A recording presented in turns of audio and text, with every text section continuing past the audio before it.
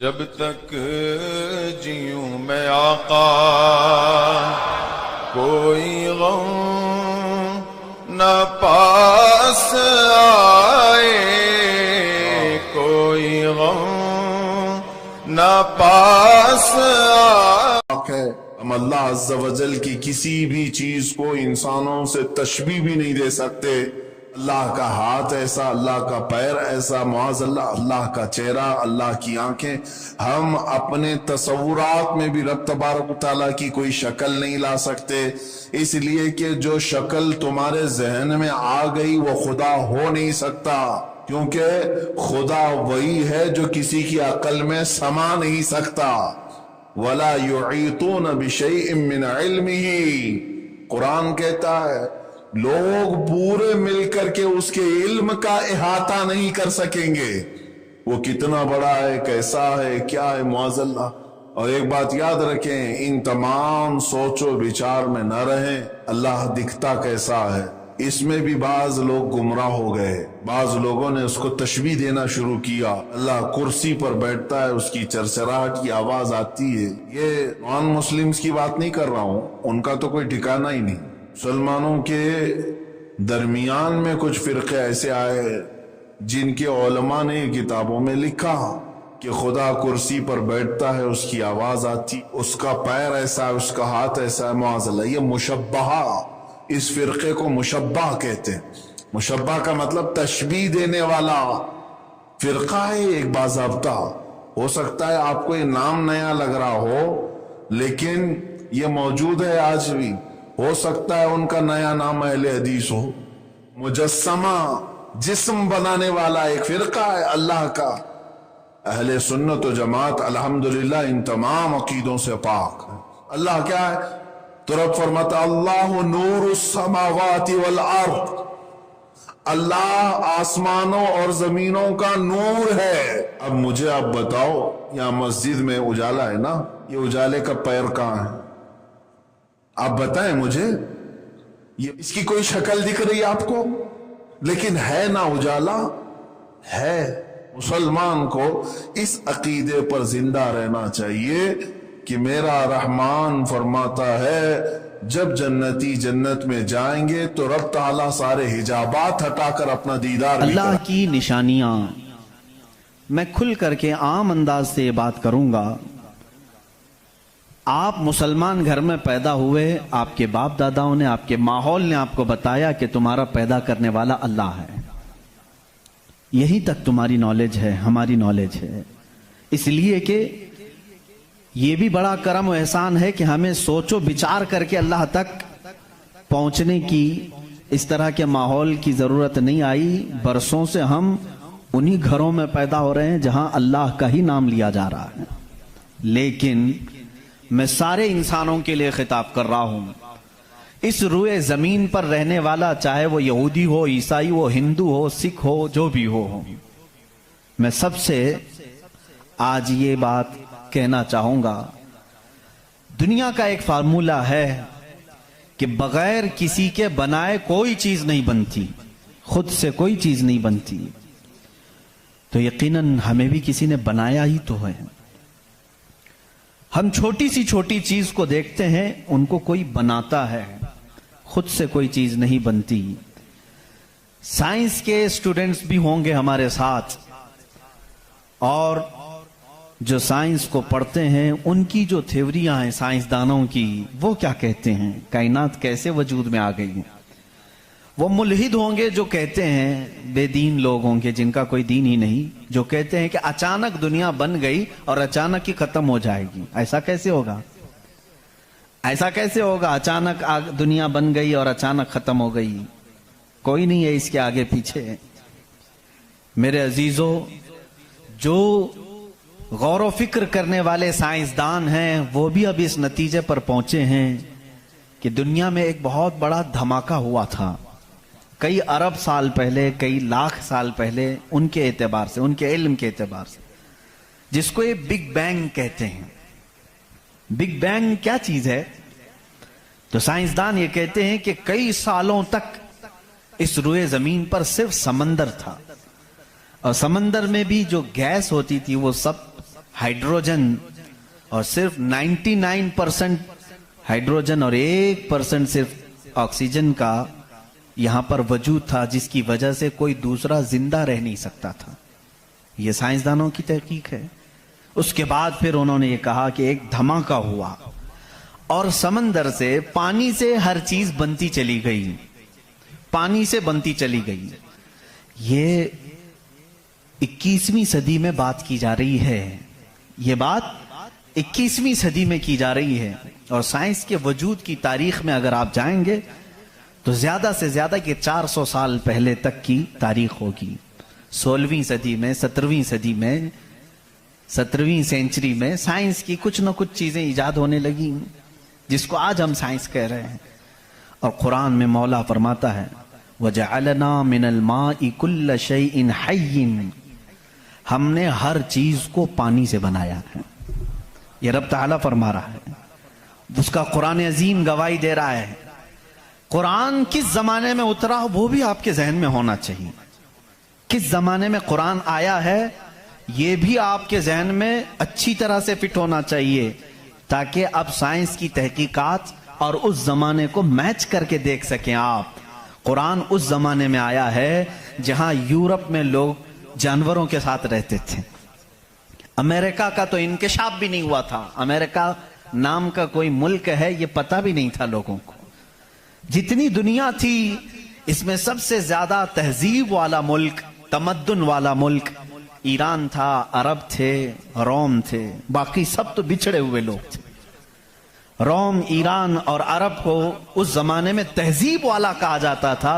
उनकी तहजीब का आलम यह था कि जब मेरे आका सल्लल्लाहु तआला अलैहि वसल्लम मदीना तैयबा में तशरीफ लाए, ये बहुत बड़े तहजीब वालों की बात मैं कर रहा हूं, यानी बहुत नॉलेज रखने वालों की बात कर रहा हूं।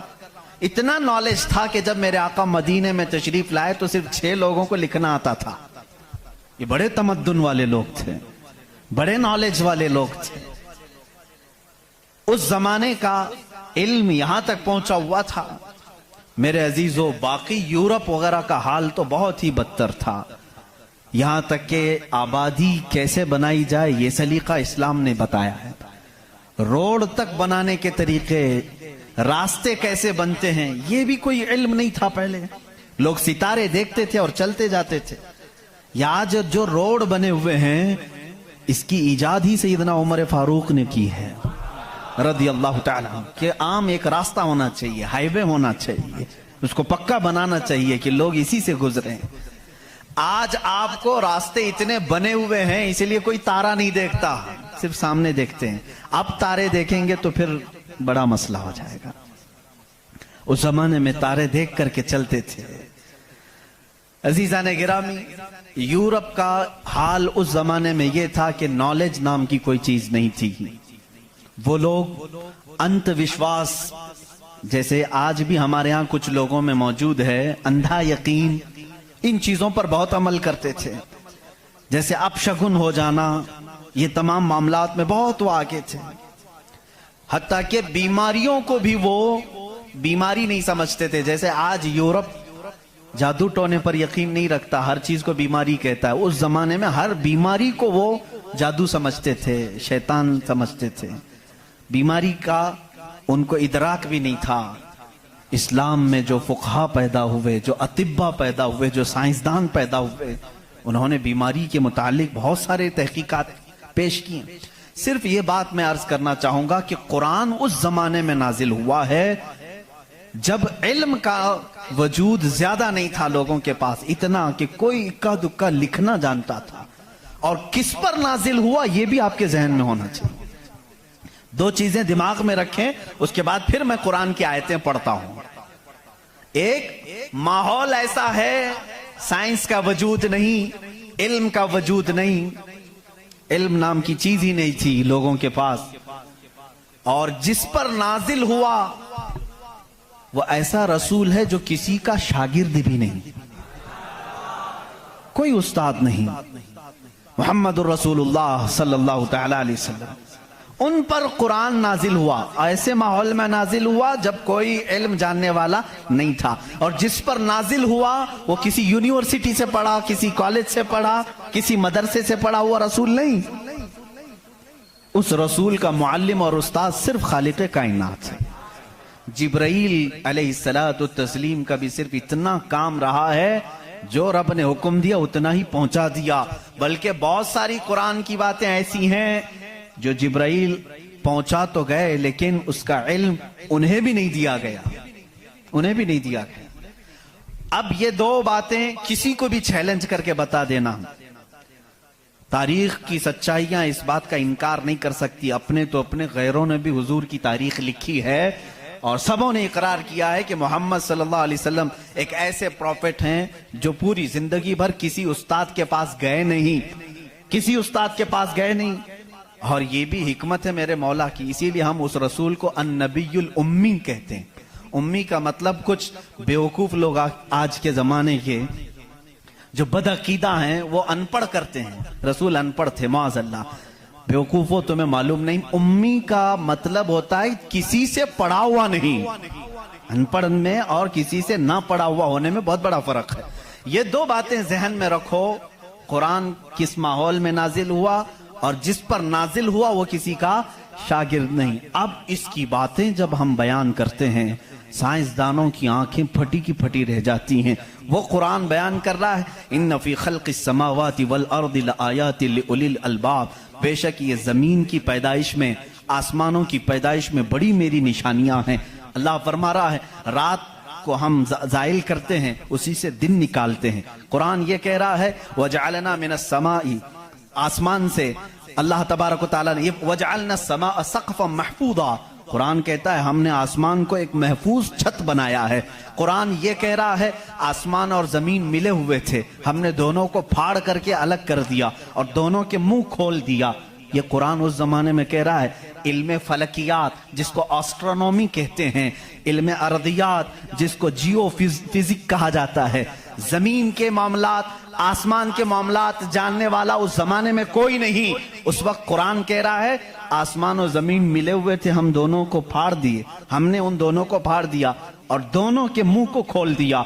अब का साइंस कहता है जमीन व आसमान को देखने के बाद ऐसा लगता है कि ये गैलेक्सी में मिला हुआ एक सैयारा था और ये फिर जमाने के बदलते बदलते आसमान अलग हो गया, जमीन अलग हो गई। अब का साइंस ये कहता है। और फिर ये बंद नहीं है, जैसे हमारी छत बंद है, ऊपर से पानी डालो तो नीचे कुछ नहीं आएगा, नीचे के फर्शी भी बंद है, नीचे जमीन से कोई चीज यहाँ मस्जिद में नहीं निकलेगी। साइंस अब ये कह रहा है आसमान में जगह जगह सुराख हैं, मुंह खुला हुआ है, जमीन में भी जगह जगह सुराख हैं, दिखने वाले नहीं, ये खुला हुआ है। इसका मतलब मैं भी समझ नहीं पाया था, आसमान खुला हुआ है, जमीन खुला हुआ, मुंह खुला हुआ है, क्या मतलब?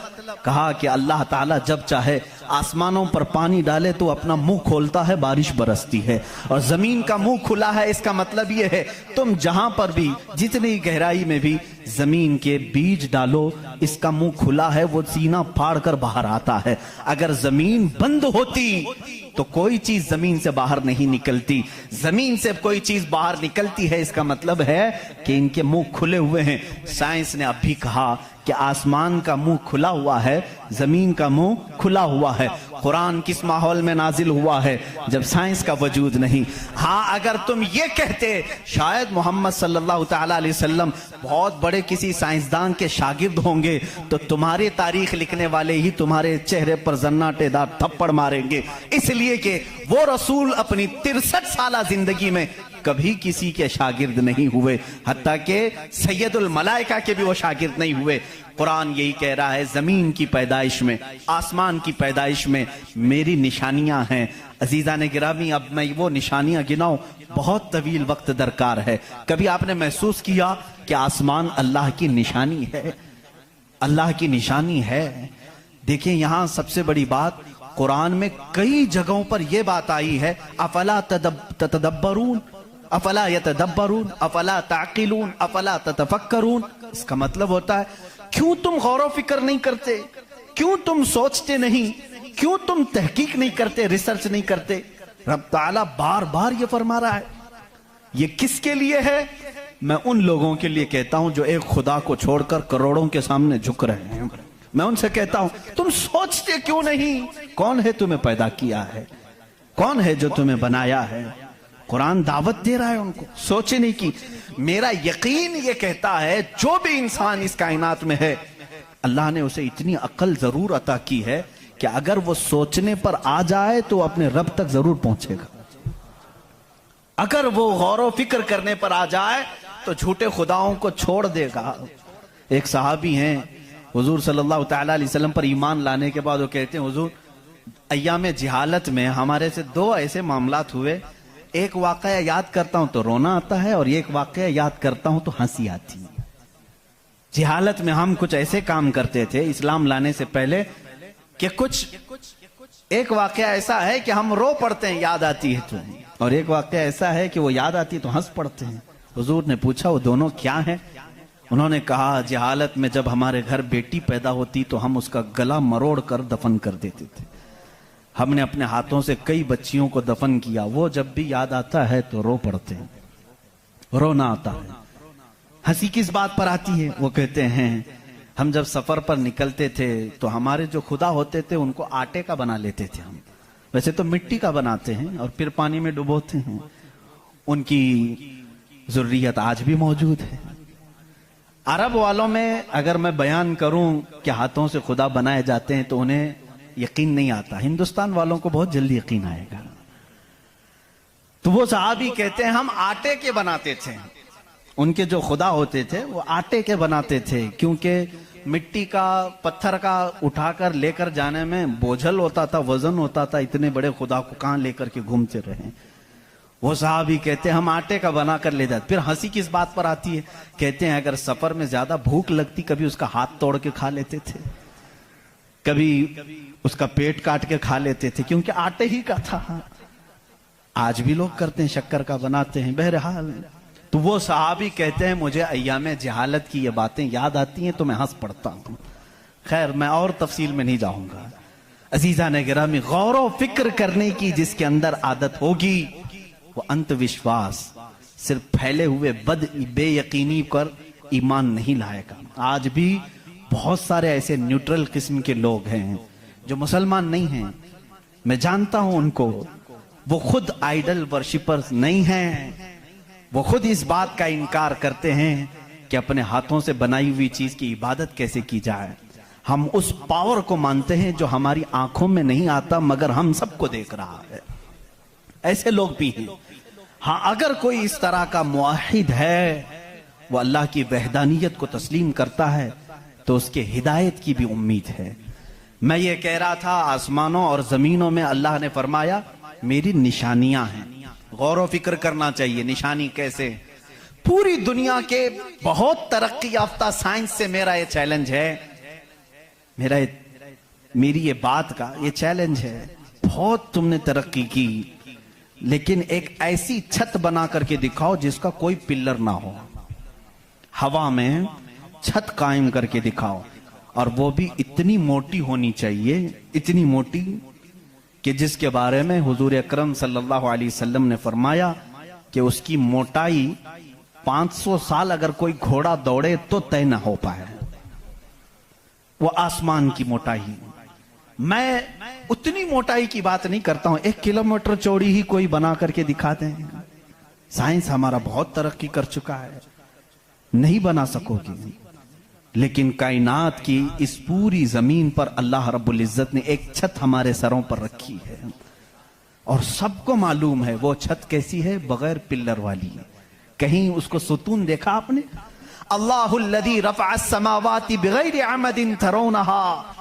قرآن کہتا ہے وہ اللہ ہی ہے جس نے بغیر ستون کے آسمانوں کو بنایا, اور تم بھی اس کو دیکھ رہے ہو. قرآن چیلنج کر رہا ہے, تم بھی اسے دیکھ رہے ہو.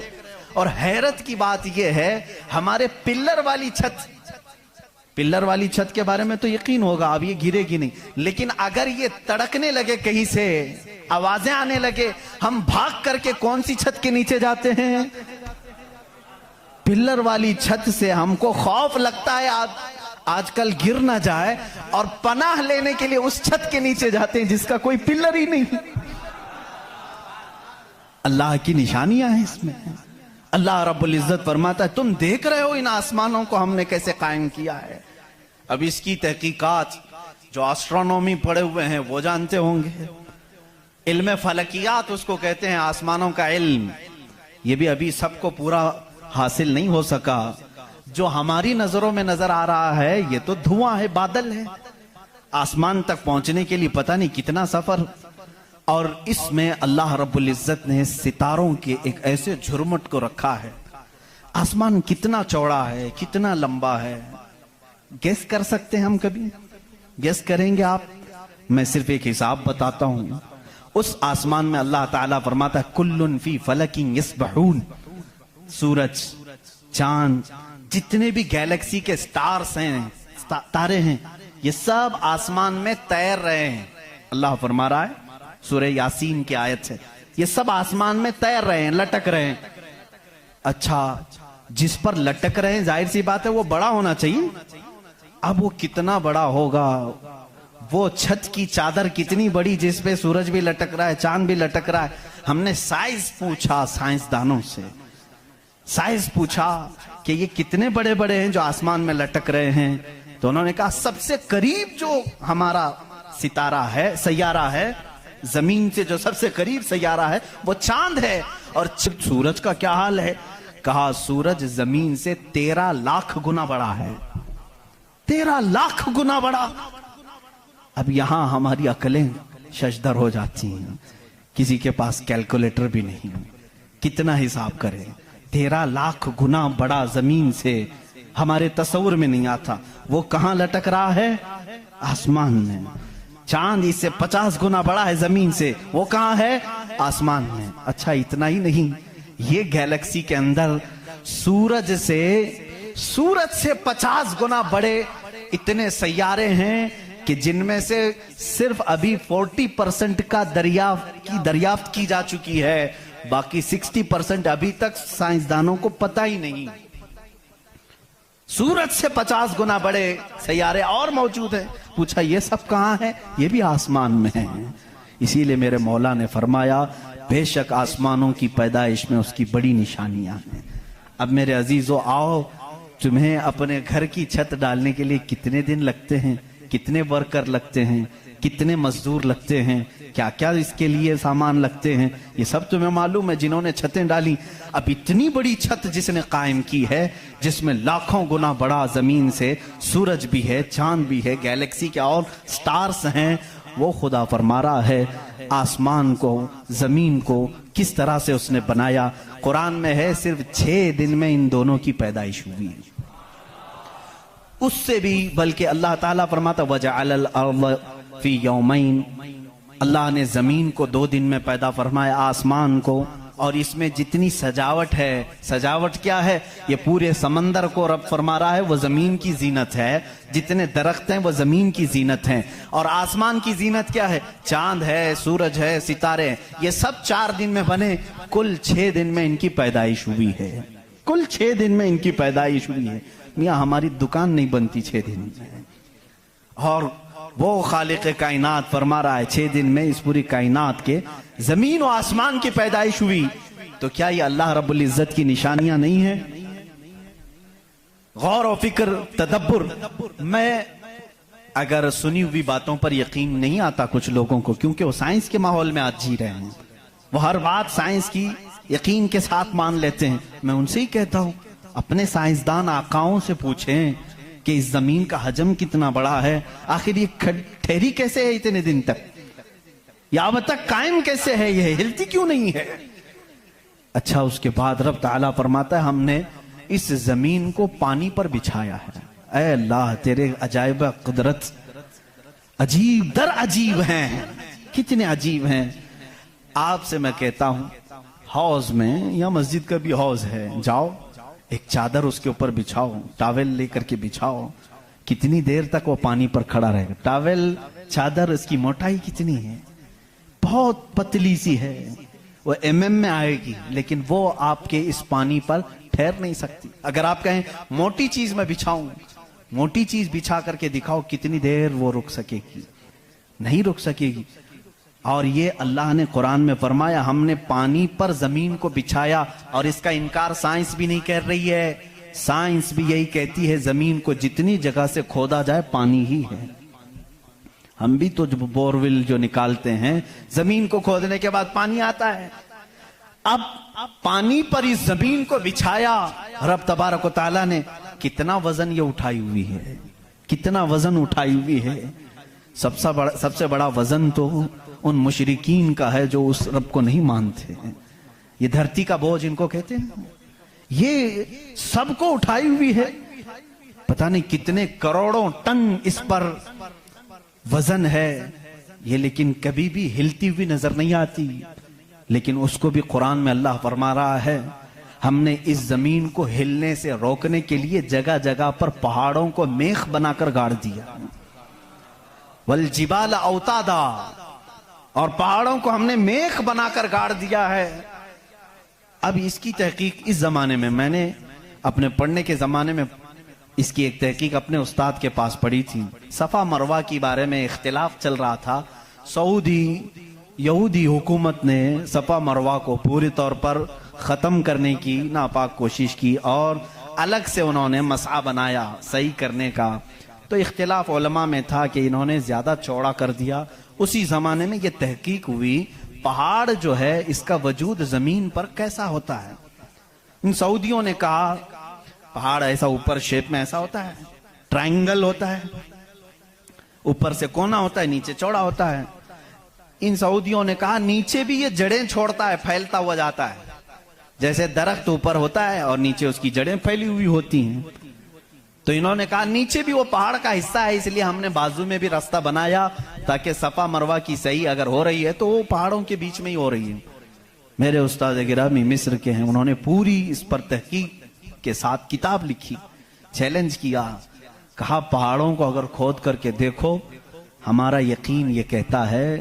انہوں نے بہت سارے دلائل سے ثابت کیا پہاڑ اوپر سے جو اس طرح کے شیپ کا ہوتا ہے, ٹرائنگل اوپر سے, نیچے وہ جڑیں نہیں چھوڑتا بلکہ اندر جاتے جاتے اور باریک ہو جاتا ہے. اندر باریک ہوتے ہوتے ہوتے بہت پتلا ہو کر نیچے تک جاتا ہے. میں نے پوچھا نیچے کتنی اندر تک ہے؟ انہوں نے کہا جو پہاڑ تمہیں اوپر دکھ رہے ہیں یہ پہاڑ کا 1% ہے, باقی 99% پورا نیچے ہوتا ہے. یہ پہاڑوں کی اونچائی, یہ پہاڑوں کی جو اونچائی ہے یہ 1% ہے, 99% پورا نیچے ہوتا ہے. حیرت میں پڑ گئی, اتنا نیچے پہاڑ ہے. کہا یہی تو بات ہے, کیا تم دیوار میں جب میخ ٹھوکتے ہو تو اوپر کتنا دکھتا ہے اور اندر کتنا رہتا ہے؟ 2 انچ کا اگر ہم لے رہے ہیں میخ اور کیل تو اس کا منہ صرف اوپر تھوڑا سا, وہ بھی mm میں ہوگا, اور 2 انچ تک اندر وہ دیوار میں دھسا ہوا ہوگا. اور جب قرآن میں مولا نے فرمایا ہے زمین پر ہم نے پہاڑوں کو میخ بنا کر گاڑ دیا ہے, آج سائنس یہ کہہ رہا ہے کہ پہاڑ 9 گنا نیچے اندر تک موجود ہے. قرآن کس زمانے میں نازل ہوا؟ آسٹرونومی نہیں تھی, آسٹرولوجی نہیں تھی, زمین کے یہ جیو فزک نہیں تھے, آلہ جات نہیں تھے, تحقیق کے لیے مائکروسکوپ, ٹیلیسکوپ کچھ نہیں تھا. اس زمانے میں قرآن زمین کے اندر کی بات بتا رہا ہے. یہ عظیم معجزہ ہے قرآن کا میرے عزیزو. اسی لیے قرآن کہتا ہے سوچتے کیوں نہیں, فکر کیوں نہیں کرتے. وہی ہے خالق کائنات جس نے اس پورے نظام کو بنا رکھا ہے. یہ اتنی نہیں ہے, یہ جو زمینوں میں نظر آ رہی ہیں ان کی تحقیقات کرتے کرتے کئی لوگوں کی زندگیاں ختم ہو گئی. کچھ چاند کی تحقیق پر چلے, کچھ سورج کی تحقیق پر چلے, کچھ زمین کی تحقیق پر چلے. انسانوں کو بھی اللہ نے یہ علم دیا ہے, یہ عقل دیا ہے. یہ جو سائنسدان اپنی تحقیق کر رہے ہیں یہ کبھی یہ نہ سمجھیں کہ یہ ہماری مارے ہوئے تیر ہیں, بلکہ اللہ اپنے بندوں کو خود اتنی سمجھ بوجھ دیتا ہے کہ وہ اس کی نشانیوں کی کھوج لگائیں اور کائنات کو بتائیں کہ کوئی تو ہے جو طاقت اسے چلا رہی ہے, کوئی تو ہے نظام جو اس کی پرورش کر رہا ہے. لیکن یہ دھوکہ باز بن جاتے ہیں کچھ لوگ کہ وہ تحقیق کر کے سمجھ تو جاتے ہیں لیکن بعد میں جب ان کو علم ہوتا ہے کہ اس کے پیچھے کوئی طاقت ہے وہ بتا نہیں پاتے, اس لیے کہ کفر ان کے دلوں میں رچ بس چکا ہے. آپ کو ایک اور سائنس کے اسٹوڈنٹس کے لیے بھی یہ بات ہے. آپ کو معلوم ہے یہ ستارے جو ہیں, سیارے ہیں, یہ اپنی عمر مکمل کر کے, ابھی ابھی کی بات ہے یہ, سائنس ایک بڑے سائنسدان نے اور ناسا کے لوگوں نے بھی جو خلا پہ جاتے ہیں اسپیس پہ, ان لوگوں نے یہ بات پیش کی کہ ستارے جتنے بھی ہیں گیلیکسی میں، اس میں سے کچھ کی عمر ہزاروں سال کی ہوتی ہے، لاکھوں سال کی ہوتی ہے. جب ان کی عمر مکمل ہوتی ہے تو یہ ایک جگہ جا کر کے ٹوٹ جاتے ہیں، داخل ہو جاتے ہیں، جن کو بلیک ہول کہا جاتا ہے. بلیک ہول کیا ہے؟ سائنسدان کہتے ہیں اس کی تحقیق ابھی تک نہیں ہو سکی. ایک بہت بڑا سوراخ ہے، بہت بڑا سوراخ، جس میں یہ ستارے جا کر کے ختم ہو جاتے ہیں، ان کی زندگی یہاں ختم ہوتی ہے. کہیں یہ باتیں آپ کو سوکھی تو نہیں لگ رہی ہیں؟ آج بہت ہی زیادہ سائنس بول رہے ہیں. ضرورت اس کے لیے ہے میرے عزیزوں، میں اپنے دین کو ان لوگوں کے سامنے رکھنا چاہتا ہوں جو صرف سائنس کو اپنا خدا سمجھتے ہیں. آؤ قرآن پڑھو، قرآن اس کی بنیادیں تمہیں دے گا سائنس کی. بلیک ہول کیا ہے سائنسدان نہیں بتا سکے، جبکہ ان کے پاس اب بڑے بڑی مشینیں ہیں. یہ جو ناسا کے لوگ خلا میں جاتے ہیں، ایک ایک سال تک کے لیے چلے جاتے ہیں، کئی مہینوں کے لیے چلے جاتے ہیں اور تحقیقات کر کے لا رہے ہیں. چاند پر انہوں نے کیمرے لگائے اور وہاں کی تصویریں یہ بھیجنے کی بات کر رہے ہیں، لیکن پھر بھی بلیک ہول معلوم نہیں. میں اس محمد الرسول اللہ صلی اللہ علیہ وسلم کی بات کر رہا ہوں جو کسی بھی سائنسدان کا شاگرد نہیں، جو کسی استاد کے پاس بیٹھا نہیں. اس رسول پاک کی زبان سے قرآن کی یہ آیت نکلی سورہ واقعہ کی. اللہ فرماتا لا اقسم بمواقع النجوم انہو لقسم لو تعلمون عظیم. اللہ فرماتا قسم ہے اس جگہ کی جہاں جا کے ستارے ٹوٹ جاتے ہیں، بے شک اللہ رب العزت کی اس میں بڑی شان ہے اگر تم سمجھ سکو. آسٹرونومی کو قرآن بتا رہا ہے کہ بلیک ہول ہیں، مواقع النجوم ان کو کہا گیا ہے، جہاں ستارے جا کر فنا ہوتے ہیں. عزیزان گرامی، یہ تکلیف صرف ہماری ہے کہ ہم نے قرآن عظیم کو اس لیول کے اعتبار سے پڑھا نہیں. سائنس کے لیے جو لوگ MBBS کر رہے ہوں گے یا پھر انجینئر بن رہے ہوں گے، ان سے بھی میں یہ دعوت دیتا ہوں کہ قرآن کو بھی کبھی اس اینگل سے پڑھ کر کے دیکھو. اس کی نشانیاں اتنی عظیم ہیں، میں سمجھتا ہوں کہ تمہیں پھر کہیں ادھر ادھر منہ مارنے کی ضرورت نہیں. معرفت خداوندی اسی سے حاصل ہو جائے گی. غور و فکر کرو، تمہیں اسی سے اللہ رب العزت کی معرفت حاصل ہو جائے گی. کوئی تو ہے خالق. امام اعظم ابو حنیفہ رحمۃ اللہ تعالی علیہ کے پاس ایک دہریہ، اس زمانے کی بھی جو ایتھسٹ ہوتے ہیں، ایتھسٹ سمجھتے ہیں، ایک نیا یہ چلا ہو، نیا نہیں یہ پرانے ہی ہیں، نام نیا لگتا ہے، ملحد ہیں یہ. ایتھیزم بہت سارے لوگ وہ اپنے دین، اپنا ریلیجین کے جگہ پر یہ لکھتے ہیں، آپ دیکھ لینا ان کو. ایتھیزم آپ مسلم لکھتے ہیں، کچھ لوگ ہندوازم لکھتے ہیں، کچھ لوگ کرسچینٹی کہتے ہیں، کچھ جیوز ہوتے ہیں، لیکن کچھ ہیں جو ایتھیزم، ایتھسٹ ہیں. ایتھسٹ کا مطلب کوئی خدا نہیں، کوئی دین نہیں، کوئی مذہب نہیں. یہ بیچارے آوارہ لوگ ہیں، یہ لاوارث لوگ ہیں جو اس طرح سے کہہ رہے ہیں. اب ان کی بات میں آپ کو بتاؤں، ایتھیزم اس طرح کا ایک ایتھسٹ امام اعظم ابو حنیفہ کے پاس آیا. اس نے کہا خدا ہے؟ تم بار بار خدا کی بات کرتے ہو، مجھے تو نہیں لگتا کوئی نہیں ہے. اگر ہے تو دکھتا کیوں نہیں؟ بہت ساری چیزیں ہیں ایسی آپ نے سمجھایا جو دکھتی نہیں لیکن ہے، بہت ساری چیزیں. اس نے کہا ایسی کوئی چیز نہیں ہے جو ہے اور دکھتی نہیں. آپ نے اس کو ایک تماچا لگایا، ڈھیلا اٹھا کر کے مار دیا. اس نے کہا میں سوال کیا تم نے مار دیا. کہا کیا ہوا مارا؟ کہا درد ہو رہا ہے. کہاں ہے درد؟ ہو رہا ہے، دکھتا نہیں ہے لیکن احساس ہے. بہت ساری چیزیں ایسی ہیں جو دکھتی نہیں ہے لیکن ہے، ان کا وجود ہے. بہرحال آپ نے اس کو جواب کیا دیا؟ کہا سنو، میرے ساتھ آج ایک بڑا عجیب واقعہ پیش آیا. میں سمندر کے کنارے گیا تھا، میں نے دیکھا ایک کشتی کو، اور وہ کشتی کی تعجب خیز بات یہ تھی کہ وہ اکیلے چل رہی ہے، کوئی نہیں چلا رہا. سامان خود سے وہ لاد لیتی ہے اپنے اوپر اور چل پڑتی ہے سیدھے راستے پر. پھر تھوڑی دیر کے بعد ساحل پر آتی ہے اور اپنا سامان خود ہی اتارتی ہے. پھر جیسے ہی وقت ہوتا ہے پھر چل پڑتی ہے. کوئی کشتی بان نہیں، کوئی ملا نہیں، کوئی کیپٹن نہیں اس کے اندر، سواری بھی نہیں، خود سے سب چل رہی ہے. یہ اس دور میں امام اعظم کہہ رہے ہیں جب الیکٹرانک دور نہیں تھا. آج کے لوگ ہو سکتا ہے یقین کر لیں الیکٹرانک کشتی ہوگی، ہو سکتا ہے کوئی اس کو الیکٹرانک مشین چلا رہی ہوگی. ایسا نہیں ہے، اس زمانے میں کوئی اس چیز کی ایجاد نہیں تھی. اس نے کہا کیا پاگلپن کی باتیں کر رہے ہو, کس کو بنا رہے ہو تم, کیا ایسی کوئی کشتی ہے جو خود سے سامان بھی اتارتی ہے اور چڑھا بھی لیتی ہے اور چلنے بھی لگ جاتی ہے. امام اعظم ابو حنیفہ رحمۃ اللہ علیہ نے فرمایا اتنا تیرا دماغ چلتا ہے کہ کوئی کشتی سمندر پر بغیر چلانے والے کے نہیں چلتی. یہ پورے دن اور رات کا نظام اور لوگوں کی موت و حیات کا نظام, زمین سے پودوں کو نکالنے کا نظام, برابر وقت پہ موسم کے آنے کا نظام بغیر کسی کے چلائے کیسے چل سکتا ہے؟ کبھی اس میں تاخیر تم نے دیکھی؟ کبھی تم نے یہ دیکھا کہ رات ہوئی ہی نہیں؟ کبھی تم نے دیکھا کہ دن ہوا ہی نہیں؟ وہ اپنے وقتوں پر ساری چیزیں چلا رہا ہے. عزیزان گرامی, ان تمام چیزوں میں ایک نشانی ہے اس کے وجود کی. اسی لیے اللہ رب العزت نے سورہ اخلاص میں یوں فرمایا قل هو اللہ احد, اے محبوب آپ فرما دے وہ اللہ ایک ہے. اب ایک ہونے کی نشانیاں بھی بہت ہیں, ایک ہونے کی نشانیاں بھی بہت ہیں. ہم بچپن میں پڑھتے تھے, ہمارے پاس ایک ہمارے والد کتاب پڑھاتے تھے, اس میں ایک سوال ایک بوڑھی عورت سے کسی نے کیا تھا کہ بڑی بھی تم نے اللہ کو ایک مانا ہے؟ کہا ہاں بالکل. وہ چرخہ سیلتی تھی, چرخہ جس میں کپڑے سلے جاتے ہیں. مولوی صاحب نے پوچھا کیا دلیل ہے کہ کوئی نظام کو چلا رہا ہے, کوئی ہے خدا؟ اس نے کہا میری مشین یہ سب سے بڑی دلیل ہے میرے لیے. کہا کیسے؟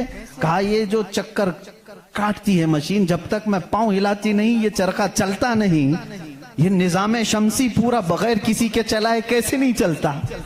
کہا اچھا ٹھیک ہے, بڑی عقل مند عورت ہے, مشین کو ہی اللہ کی نشانی سمجھ لیا تو نے. اس عورت سے انہوں نے دوسرا سوال کیا, اچھا چلو ٹھیک ہے کوئی تو ہے چلانے والا, یہ کیوں کہتی ہو کہ وہ ایک ہی ہے؟ کہا چلو ٹھیک ہے اس کی بھی نشانی میری یہ مشین ہے, اس کی نشانی بھی میری یہ مشین ہے. کہا کیسے؟ کہا چلو میں ادھر سے چلاتی ہوں تو ادھر سے چلا, بیٹھ جا میرے سامنے, میں ادھر سے چلاتی ہوں تو ادھر سے چلا, پھر دیکھتے ہیں کپڑے کی حالت کیا ہوتی ہے. کپڑا جو ہے ہو سکتا ہے لیڈیز کی بجائے جینز کا ہو جائے, جینز کی بجائے لیڈیز کا ہو جائے, کچھ کا کچھ بن جائے. کیوں؟ انہوں نے کہا بات تو صحیح ہے. اس بوڑھی عورت نے کہا میں نے اپنے چرخے سے ہی یہ دین سیکھا کہ اگر کائنات میں ایک کے بجائے دوسرا ہوتا تو جھگڑے ہو جاتے. ایک خدا کہتا میں بارش برساؤں گا, دوسرا کہتا نہیں نہیں میں دھوپ ڈالوں گا, تیسرا کہتا نہیں میں ٹھنڈی لاؤں گا. ان کے جھگڑوں میں پھر کائنات کا نظام درہم برہم ہو جاتا. لیکن نظام برابر برابر چل رہا ہے. اس بات کی دلالت ہے کہ چلانے والے دو نہیں ایک ہی ہیں, تو نہیں ہے ایک ہی ہے. اگر دو ہوتے, اسی کو اللہ نے قرآن میں فرمایا لو کان فیہما آلہۃ الا اللہ لفسدتا, اگر زمین و آسمان میں دو خدا ہوتے اللہ کے علاوہ, رب فرما رہا ہے ضرور اس میں فساد ہو جاتا, ضرور فساد ہو جاتا. اس لیے کہ ایک جو عقل سے ہمارے درمیان ہم نے دیکھا ہے جو چلا سکتا ہے وہ دو لوگ نہیں چلاتے ہیں, دو لوگوں کی ذہنیت الگ ہو جاتی. اب اس کو فلسفے میں آئیں گے جس کو فلسفی کہتے ہیں, یہ بھی ایک علم ہے. فلسفی لوگوں کے دماغ کے اعتبار سے بھی ہم نے اس کو ثابت کیا. اگر دو ہیں, پہلی بات آپ کے دماغ میں یہ ہونا چاہیے کہ خدا وہ ہے جو کسی کا محتاج نہیں. اتنی بات تسلیم کرتے ہو؟ جو کسی کا محتاج نہیں. جب یہ فارمولہ تمہارے دماغ میں ہے تو آپ دو کو لے کر کے آؤ. دو کو لاؤ گے تو دونوں کا دماغ ایک ساتھ نہیں چلے گا, یا تو پھر مشورے سے چلیں گے. مشورہ کرے گا تو ایک دوسرے کا محتاج ہوگا, اور جو محتاج ہوگا وہ خدا نہیں ہوگا. مثال کے طور پر دونوں بیٹھے ہیں, چلو آج میٹنگ کرتے ہیں کل بارش کریں گے, تو ظاہر سی بات ہے ایک نے دوسرے کو پوچھا تو پہلا والا دوسرے کا محتاج ہوا کہ نہیں. اب خدا کے بارے میں ہمارا تصور یہ ہے وہ اپنے کاموں میں کسی کی شراکت نہیں چاہتا, کوئی شریک نہیں ہے اس کا. اب اگر شریک ہو گیا تو اس کی فضیلت کہاں ہے؟ ایک ہونے میں جو فضیلت ہے وہ دو میں ہے نہیں. ایک ہونے میں جو فضیلت ہے وہ دو میں ہے نہیں. اسی لیے ہم لاکھوں کروڑوں کے سامنے سر جھکانے والوں سے کہتے ہیں مان لو ایک ہی کو تسلیم کرو. اس لیے کہ جتنے ادیان ہیں دنیا میں تقریباً سب کے ہاں ایک تصور ہے خدا کا تصور. ایتھیزم کو چھوڑ کر کے میں باقی سب کی بات کروں, ہندوؤں کے نظریات میں بھی خدا کا تصور ہے, کوئی تو ہے, ایک بھگوان کے کچھ بھی نام لیں. عیسائیوں کے مذہب میں یہی ہمارے رب ذوالجلال کا تصور ہے، خدا کا وہ بھی یقین کرتے ہیں، یہودی بھی خدا کو مانتے ہیں، سکھوں کے ہاں بھی ہے، تقریباً دنیا میں جو بھی ریلیجیس ہے، کسی مذہب کو مانتا ہے، ان سب مذہبوں میں خدا کا تصور ہے۔ لیکن اب یہ جھگڑا ہے کہ ماننے میں کون خدا ہے کون نہیں ہے۔ یہاں تک تو سب متفق ہیں، ہے کوئی تو ہے، لیکن یہاں آ کر کے چوک جاتے ہیں کہ کس کو ماننا چاہیے کس کو نہیں۔ اسی لیے میرے عزیزو، اسلام نے وہ نشانیاں رب ذوالجلال کے واحد ہونے کی اور اس کے طاقتور ہونے کی رکھی ہیں جس کو آج تک دنیا انکار نہیں کر سکی، اور قرآن کے اس معجزے کو آج تک کوئی چیلنج نہیں کر سکا۔ میں سائنسدانوں سے بھی کہتا ہوں، آپ کو ایک بات یہ بھی میں بتا دوں، ابھی 18ویں صدی کی بات ہے، 18ویں صدی میں امریکہ کا سفر کرنے والے ایک سائنسدان نے ایک نئی چیز کا انکشاف کیا۔ اٹلانٹک اوشین میں یا سمندر کے ایک حصے میں ایک ایسی جگہ ہے جو بالکل ہی ڈارک ہے، ڈارک سپیس اس کو کہتے ہیں، یعنی وہاں روشنی بالکل نہیں، سورج کی ایک کرن بھی وہاں نہیں آتی، اتنا وہاں پر، اتنی وہاں تاریکی ہے۔ یہ کب؟ 18ویں صدی میں، یعنی آج سے 200 سال پہلے کی بات ہے۔ اس نے انکشاف کیا، دنیا کو بتایا، میں نے ایک ایسی جگہ دیکھی، بہت ہی ڈارک ہے، بہت اندھیرا ہے۔ وہ جب واپس آیا تو علماء ربانیین نے سورہ نور کی قرآنی آیتیں پڑھی۔ اللہ فرماتا ہے کہ اذا اخرج یدہ لم یکد یراہ، لم یکد یراہ، ومن لم یجعل اللہ لہ نورا فما لہ من نور۔ اللہ فرماتا ہے ہم نے کائنات میں ایک ایسی جگہ رکھی ہے کہ اس پہ اندھیریوں پر اندھیریاں ہیں، اگر تم ہاتھ بھی نکالو گے تو ہاتھ بھی نظر نہیں آئے گا، ہاتھ بھی نظر نہیں آئے گا۔ یہ کہاں کا؟ یہ علم البحر جس کو کہتے ہیں، سمندروں کا علم رکھنے والا جو پوری زندگی سمندروں کی کھوج میں لگا دیا، وہ لا کر کے بتایا۔ اس نے سوچا میں بہت بڑا تیر مارا ہوں، لیکن جب بتایا قرآن پڑھنے والوں نے کہ یہ تو قرآن میں ہے، اللہ فرما رہا ہے ایک ڈارک سپیس ہے کائنات میں جہاں تم ہاتھ بھی نکالو گے تو نہیں نظر آئے گا، اتنا ڈارک ہے۔ وہ سٹپٹا گیا، پریشان ہوا، میں اس کی تحقیق کروں گا، یہ قرآن میں آئی کیسے بات؟ سب سے پہلا دنیا کا میں انکشاف کرنے والا ہوں، میں اس کو سب کو بتانے والا پہلا فرسٹ آدمی میں ہوں، یہ پہلے سے کہاں سے آ گئی قرآن؟ پھر وہی دو باتیں میں بتاتا ہوں میرے عزیزو، اس کو بھی یہی جھٹکا لگا کہ یہ قرآن اس زمانے میں نازل ہوا جب سائنس کا وجود نہیں تھا، اور اس پر نازل ہوا جس کو دنیا میں کسی نے سکھایا نہیں تھا۔ بعد میں پھر اس نے یہ سوچا شاید ہو سکتا ہے پروفیٹ محمد صلی اللہ علیہ وسلم سمندروں کا سفر بہت کرتے ہوں گے، ان کے سمندروں کے سفر میں شاید کبھی یہ جگہ آ گئی ہوگی، اس لیے انہوں نے اپنے من سے قرآن میں یہ لکھ دیا ہوگا۔ اس نے یہ نتیجہ نکالا، لیکن دوسرے ہی دن اسے پھر بڑا جھٹکا یہ لگا کہ جب سیرت مصطفیٰ پڑھا اس نے، اللہ اکبر، حضور کی 63 سالہ زندگی میں آپ نے ایک مرتبہ بھی سمندر کا سفر کیا ہی نہیں۔ یہ بہت بڑا جھٹکا لگا کہ وہ محمد صلی اللہ علیہ وسلم کبھی پوری زندگی میں سمندر کا سفر کیے ہی نہیں۔ میرے عزیزو، اس بات میں غلط فہمی میں نہ آنا کہ وہ سمندروں کو نہیں جانتے تھے، وہ معراج کا سفر کرنے والا رسول سمندروں کو ضرور جانتا ہے، لیکن یہ حکمت الہی تھی کہ کبھی سمندر کے سفر کرنے کا اتفاق نہیں ہوا۔ اب اسے جھٹکے پر جھٹکا یہ لگا جو کبھی سمندر کو گیا ہی نہیں، وہ اگر اٹلانٹک اوشین میں موجود ڈارک سپیس کو بتاتا ہے تو ضرور وہ اپنے پیٹ سے نہیں بتا رہا ہے، وہی اس کو بتایا ہوگا جس نے ڈارک سپیس بنایا ہے۔ یہی اللہ رب العزت کے وحدانیت کی نشانیاں ہیں، اس کے وجود کی نشانیاں ہیں۔ قرآن پڑھو، اس میں بہت ساری چیزیں، جنہوں نے یہ انکشاف کیا کہ کچھ سمندروں میں ایسے اللہ رب العزت نے بنایا ہے، وہ بھی آپ کو مل جائیں گے۔ دو سمندر ملتے ہیں اور دونوں کا رنگ الگ ہے، ایک سمندر نیلا ہے، ایک سمندر پیلا ہے، دونوں کا ٹیسٹ بھی الگ ہے، ادھر کا میٹھا ادھر کا کھارا نمکین ہے، لیکن وہ بہت دور تک ملتے ہوئے جاتے ہیں، لیکن اس کا پانی اس میں نہیں آتا، اس کا پانی اس میں نہیں آتا۔ کیوں نہیں آتا؟ اللہ فرماتا مرج البحرین یلتقیان، مرج البحرین یلتقیان بینہما برزخ لا یبغیان فبأی آلاء ربکما تکذبان۔ اس رب ذوالجلال نے فرمایا ہم نے دو سمندروں کو بہایا ہے، دیکھنے والوں کو ایسا لگتا ہے کہ یہ مل گئے ہیں، لیکن ہم نے اس میں نہ دکھنے والی ایک ایسی دیوار بنائی ہے کہ اس کا پانی اس میں نہیں ملتا، اس کا پانی اس میں نہیں ملتا۔ یہ بھی کون سے رسول کی زبان سے اللہ تعالیٰ بتا رہا ہے لوگوں کو، جو رسول کبھی سمندر کا سفر کیا ہی نہیں، اس رسول کی زبان سے اللہ نے دو سمندروں کے ملنے کی بات کی۔ سائنسدانوں، اب تو تمہیں ماننا ہی چاہیے کہ قرآن رسول کا اپنا بیان کیا ہوا کلام نہیں ہے، اسی کا یہ کلام ہے جس نے سمندروں کو اس طرح پیدا کیا ہے۔ کائنات میں بہت ساری چیزیں ہیں میرے عزیزو، قرآن اللہ رب العزت کا یہ کلام اتنی ہی نہیں، یہ تو بڑی بڑی نشانیاں میں نے کہا، اگر اس کی معرفت، اس کی کھوج میں لگ جاؤ گے تو زندگی تمام ہو جائے گی۔ میں تو کہتا ہوں اللہ نے ایک بات یہ بھی فرمائی ہے تمہارے لیے، وَفِي أَنفُسِكُمْ أَفَلَا تُبْصِرُونَ، اللہ فرما رہا ہے تم ادھر ادھر نشانیاں ڈھونڈ رہے ہو، ہم نے تمہاری ذات میں اپنی نشانیاں رکھی ہیں، تم نہیں دیکھتے؟ تمہاری ذات میں ہماری نشانیاں ہیں، تم نہیں دیکھتے؟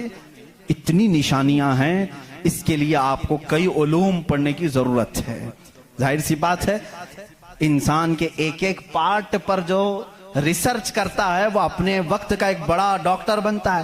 خالی صرف دل پر جس نے ریسرچ کیا وہ کارڈیالوجی ہے، جو صرف کڈنی پر ریسرچ کیا وہ نیفرولوجی ہے، اور جو صرف رگوں کو دیکھا ہے وہ نیورولوجی ہے۔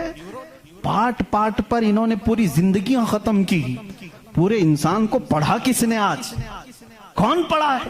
اسی لیے امام اعظم ابو حنیفہ رحمۃ اللہ علیہ نے فرمایا من عرف نفسہ فقد عرف ربہ، جس نے صرف اپنی ذات کو پہچان لیا وہ اپنے رب کو پہچان لے گا۔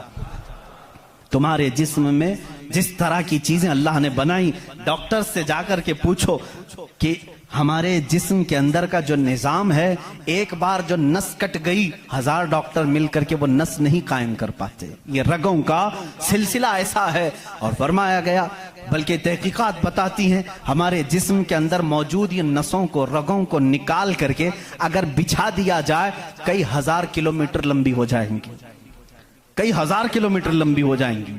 یہ نسوں کا اتنا لمبا سفر ہو جائے گا، اتنا سارا مواد اللہ نے تمہارے جسم میں رکھا۔ اور رب تعالیٰ یہ فرماتا ہے، مفاہیم آیات میں بیان کر رہا ہوں، کبھی آپ نے سوچا ہم نے زبان سے جو جو چیزیں کھائی، اللہ اکبر، میں ایک بڑے محقق کے حوالے سے کہتا ہوں، روٹی کو انہوں نے کہا تمہاری روٹی، تمہارے کھانے اللہ کی نشانیاں ہیں۔ میں نے پوچھا روٹی بھی نشانی ہے اللہ کی؟ کہا ہاں۔ تم ایک روٹی کو کہاں کہاں سے حاصل کرتے ہو؟ اناج کھیت سے لیا، فصل جب آئی اس کو کٹایا، پسایا، آٹا بنایا، پھر گھر میں لایا، گوندھنے کے لیے دیا، آٹا گوندھا گیا، روٹیاں بیلی گئیں، توے پر رکھی گئیں، بن گئی۔ کتنی منزلوں سے گزری، کھیت سے آئی، پسائی میں گئی، گندھائی میں گئی، پکائی میں گئی، اب اس کے بعد ریڈی ہو کر تمہارے برتن میں آئی۔ اس کے بعد تم نے کیا کیا؟ اب تک سب تمہارا اختیار چل رہا ہے، تم اپنی مرضی سے کر رہے ہو۔ گیہوں کا لانا ہے، جو کا لانا ہے، جوار کا لانا ہے، کس کا لانا ہے، تمہاری مرضی۔ آٹے سے کتنا گوندنا ہے، نرم گوندنا ہے، موٹا گوندنا ہے، تمہاری مرضی۔ روٹی موٹی پکانی ہے، پتلی پکانی ہے، تمہاری مرضی۔ روٹی پک جانے کے بعد 4 ٹکڑے کرنے، 5 ٹکڑے، 2 ٹکڑے، تمہاری مرضی، سب تمہاری مرضی ہے۔ اس کے بعد تم چبا کر کے کھا گئے، اس روٹی کو چبا کر کھا گئے، نگل گئے۔ یہ روٹی جب حلق سے اتر گئی اب تمہاری مرضی نہیں ہے۔ اس ایک ہی روٹی سے گوشت بھی بنتا ہے، اسی ایک روٹی سے خون بھی بنتا ہے، اسی ایک روٹی سے منی بھی بنتی ہے، اسی ایک روٹی سے پیپ بھی بنتا ہے، اسی ایک روٹی سے کف اور بلغم بھی بنتا ہے، اسی ایک روٹی سے سب چیزیں بن جانے کے بعد ہمارے فضلات بھی نکلتے ہیں۔ میں نہیں سمجھ پایا، اے میرے عزیزوں مجھے بتاؤ، ایک روٹی لو، اس کے ایک ٹکڑے سے تم گوشت بنا کے دکھاؤ، دوسرے ٹکڑے سے تم خون بنا کے دکھاؤ، تیسرے ٹکڑے سے تم پیپ بنا کے دکھاؤ، چوتھے ٹکڑے سے تم بلغم بنا کے دکھاؤ، نہیں کر سکو گے، اس لیے کہ صرف گوندھنے پکنے تک تمہاری مرضی چلتی ہے، حلق سے نیچے اتر جانے کے بعد خدا قدیر و جبار کا نظام چلتا ہے۔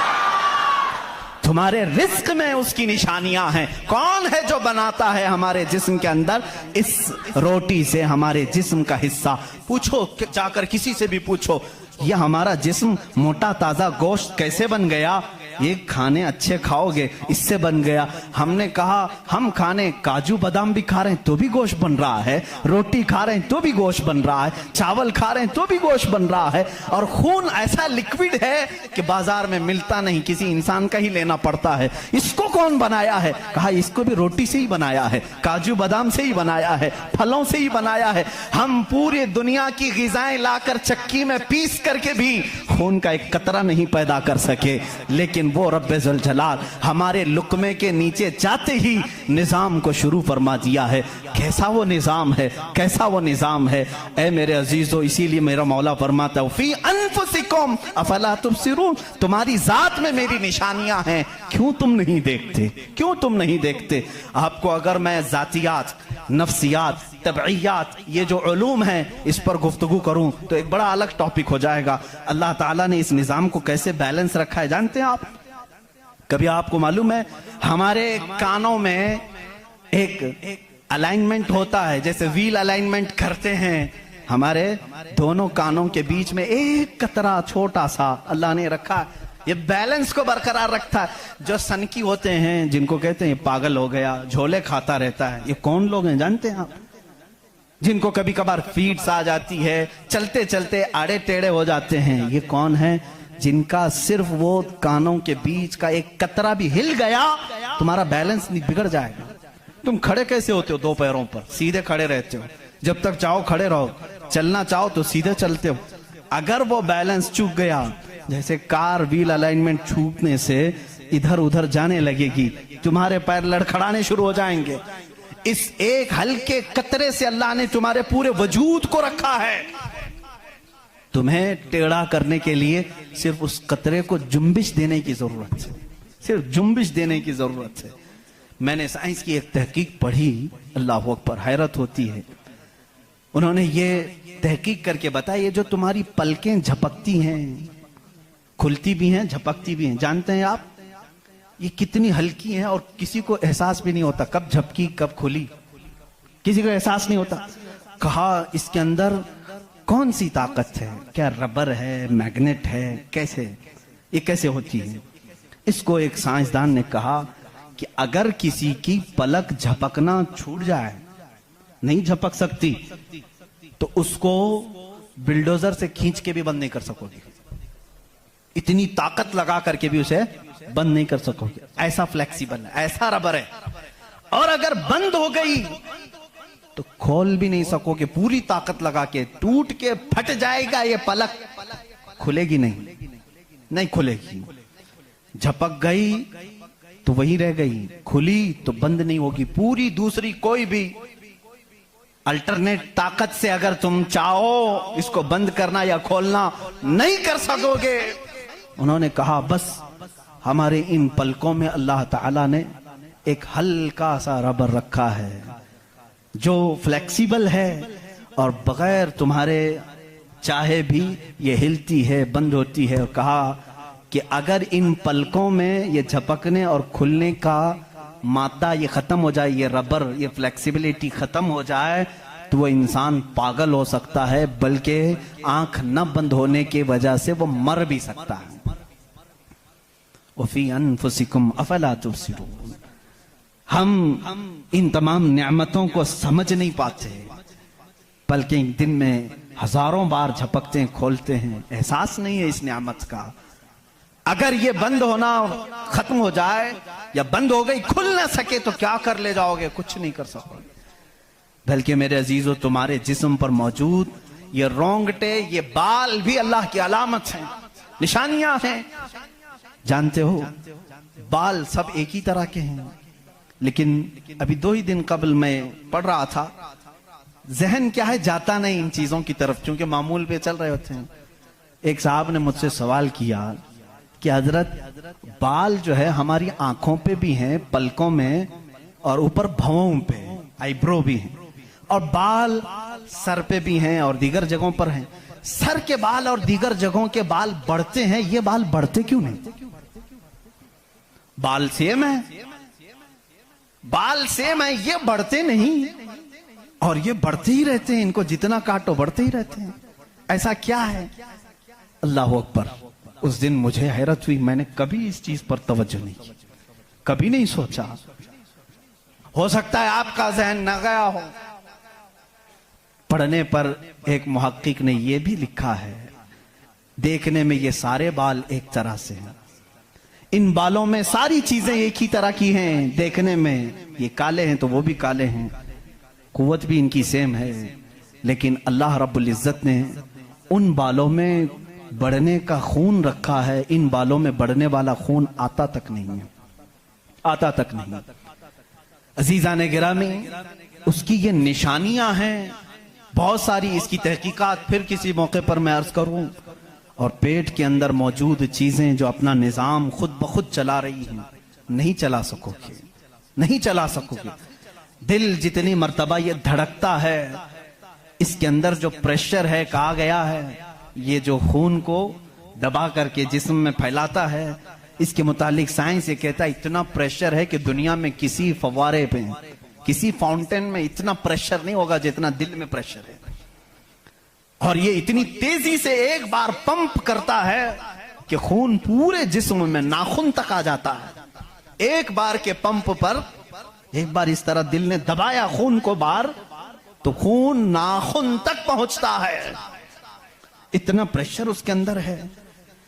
امریکہ کی ایک لیبارٹری میں ایک پاکستانی عالم دین گئے تھے، کارڈیالوجی تھے وہ ڈاکٹر، وہ ایک عالم کو لے کر کے گئے، اور کارڈیالوجی نہیں، ریڈیالوجی بھی غالباً کچھ ہے جس میں آوازیں سننے کا آلہ ہوتا ہے، ایک مشین ہوتی ہے جسم کے اندر حرکت کرنے والی ہر آواز کو اس میں سنا جا سکتا ہے.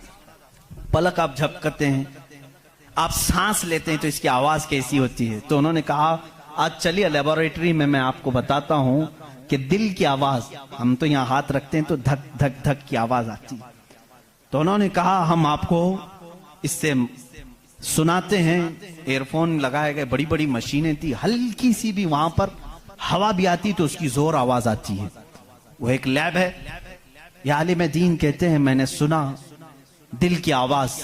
میں نے پوچھا اس ڈاکٹر سے کہ آپ کے ہاں ہر آواز کا نام لکھا گیا ہے، دل جو آواز کرتا ہے اس کا کیا نام ہے آپ کے یہاں؟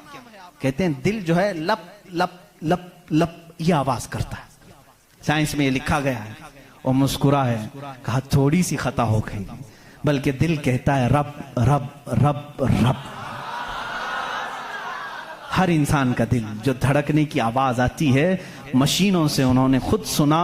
ہاں ہو سکتا ہے کچھ توتلے لوگ ہوتے ہیں را کو لا کہہ جاتے ہیں، ہو سکتا ہے تمہیں لپ لپ لپ سنائی دیا ہو، مگر میرا ایمان یہ کہتا ہے ہر دل رب رب رب ہی کہتا ہے. جو اس کو دھڑکن دیا ہے اگر وہ دل اسے یاد نہ کرے.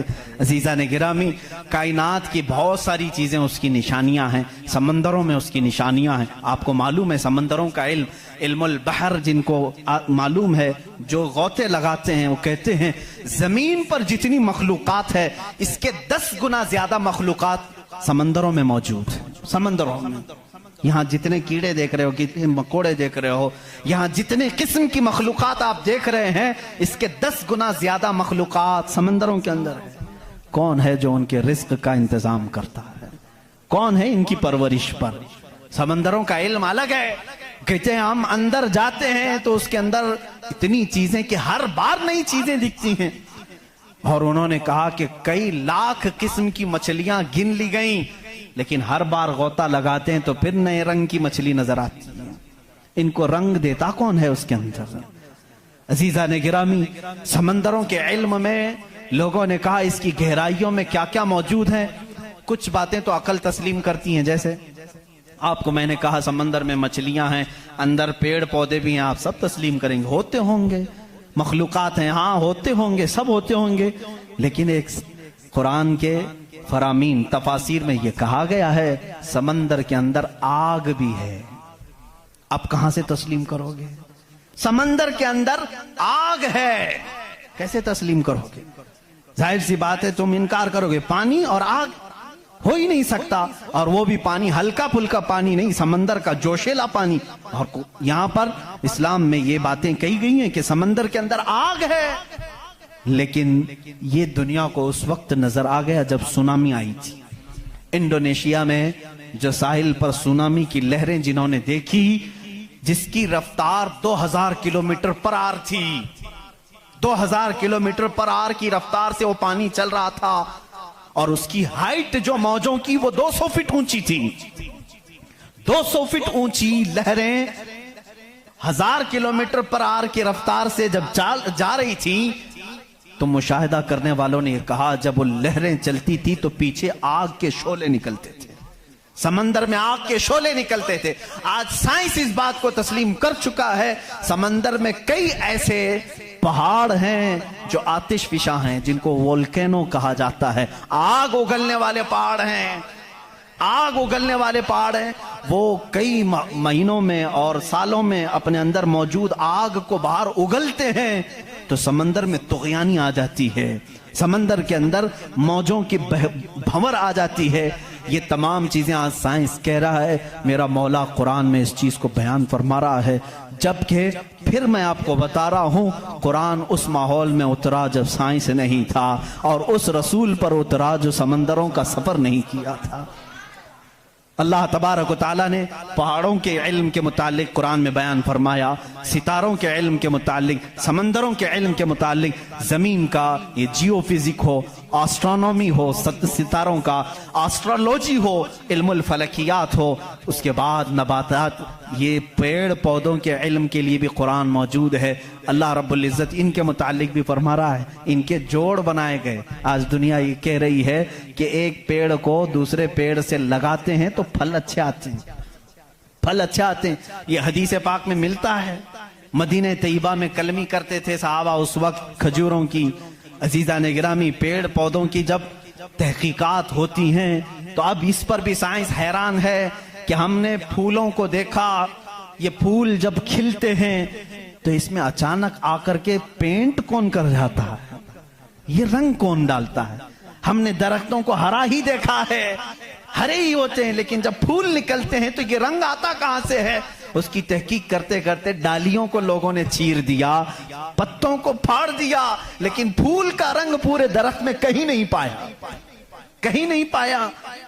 ان پودوں کو اور ان پھولوں کو کون رنگ دیتا ہے؟ بلکہ حد تو یہ ہے میرے عزیزو، اس کی سب سے بڑی چیز یہ نشانیوں میں سے یہ بھی ہے کہ پیڑ پودوں کو تم لہلہاتے ہوئے آج دیکھتے ہو، ان کی پیدائش پر کیا تم نے غور و فکر نہیں کیا؟ یہ کیسے پیدا ہوتے ہیں، کیسے نکلتے ہیں؟ اللہ اکبر، ان کو تم نے زمین کے اندر بو دیا تھا، مٹی ڈال دی تھی اور اس پر پانی ڈال کر برابر کر دیا تھا، لیول کر دیا تھا، اور اچانک دوسرے دن تیسرے دن جا کر دیکھتے ہو وہ زمین کا سینہ چیر کر باہر آیا ہوا ہے۔ اتنا ہی نہیں، وہ چھوٹا سا کومپل نکلا ہوا پودا باہر آتا ہے، اب وہ کتنی چیزوں کو فیس کرتا ہے، ہواؤں کا بھی مقابلہ کر رہا ہے، طوفان بھی آ رہے ہیں، لیکن وہ پودا وہیں لگا ہی لگا ہے۔ چھوٹے پودے کو بڑی سے بڑے طوفان ہلا کے نہیں کر سکے، کون ہے وہ ہلکے پودے کی حفاظت کر رہا ہے۔ بڑی بڑی ہواؤں سے وہ بڑی بڑی طاقتوں کو اڑا لے جانے والی ہوائیں آتی ہیں، لیکن ہلکے پودے کی حفاظت ہو رہی ہوتی ہے۔ وہ فصلیں لانے تک کون ہے ان کی حفاظت کرتا ہے؟ قرآن میں 20ویں پارے کی شروع کی آیتیں پڑھو گے آپ کا یقین تازہ ہو جائے گا۔ امن خلق السماوات والارض وانزل لكم من السماء ماء فانبتنا به حدائق ذات بهجا ما لكم ان تنبتوا شجرها اإله مع الله، کیا اللہ کے سوا کوئی ہے؟ اللہ فرماتا کون ہے جس نے زمین کو تمہارے لیے قرار بنایا؟ کون ہے جو زمین کو پھاڑ کر کے اس میں نہریں بنایا؟ کون ہے جو تمہارے لیے آسمانوں کو چھت بنایا؟ کون ہے جو اس میں سے تمہیں رنگ برنگے پودے نکالتا ہے؟ کیا اللہ کے سوا کوئی ہے؟ اِلَٰهٌ مَّعَ اللَّهِ، اس طرح کی 5 آیتیں جس میں سوال ہے اِلَٰهٌ مَّعَ اللَّهِ، کیا اللہ کے سوا کوئی ہے؟ اب میرے عزیزو، میں نے آسمانوں کی بات کی، زمینوں کی بات کی، گیلیکسی کی بات کی، پیڑ پودوں کی بات کی، سمندروں کی بات کی، بلکہ میں نے تمہارے ذات کی بھی بات کی۔ تمہارے جسم میں موجود ہر عضو، ہر پارٹ اللہ کی نشانی ہے، اللہ کی نشانی ہے۔ تم میں سے کوئی بھی ایک عضو دوسرا ڈپلیکیٹ بنا نہیں سکتا، بنے گا تو صاف نظر بھی آئے گا۔ آنکھ چاہے تو بکرے کی لگا لو لیکن دکھائی کچھ بھی نہیں دے گا۔ اس آنکھ کے اندر جو چیز موجود ہے وہ دوسرا اس کی کاپی کر نہیں سکتا۔ روبوٹ تو بہت بنا لیے لیکن جینے والا فیلنگ رکھنے والا انسان دوسرا تخلیق نہیں کیا جا سکا، بلکہ وہ قرآن میں اللہ چیلنج کر رہا ہے، تم تو انسانوں کے ابھی یہ کہہ رہے ہیں کہ جنین بنائے جا رہے ہیں، یعنی ہم ڈپلیکیٹ انسان بنانے کی کوشش کر رہے ہیں، یہودی اس پر ریسرچ کر رہے ہیں، لیکن مولا تو فرما رہا ہے کہ یہ ایک مکھی بھی بنا نہیں سکیں گے۔ 17ویں پارے کا آخری صفحہ ہے جس میں رب تبارک و تعالیٰ فرماتا ہے کہ لن یخلقوا ذبابا ولو اجتمعوا لہ، یہ سارے کے سارے مل کر کے ایک مکھی نہیں بنا سکیں گے۔ ضعف الطالب والمطلوب، یہ کتنے ہی کمزور قسم کے لوگ ہیں جو دوسری تخلیق کی بات کر رہے ہیں۔ اسی لیے میرے عزیزو، جب کوئی بنا نہیں سکتا، اسی لیے اسلام نے کہا اپنے ہاتھوں سے بھی کوئی جسم نہ بناؤ، اس لیے کہ تم خدا بننے کی کوشش کر رہے ہو۔ بنانا کسی کے جسم کو صرف کام ہے، اللہ کا کام ہے۔ اپنے ہاتھوں سے کوئی چیز تعمیر یعنی شکل و صورت والی کوئی بھی چیز نہ بناؤ جو اللہ کی تخلیق ہے۔ ایسی چیزیں جس میں جان ہے، جو چلتی پھرتی ہیں، ان چیزوں کو بنانے کے لیے منع اسلام نے اسی لیے کیا کہ تم قدرت کی تشبیہ چاہتے ہو، اللہ رب العزت کی برابری کرنا چاہتے ہو، تم سے یہ ممکن بھی نہیں ہو سکے گا۔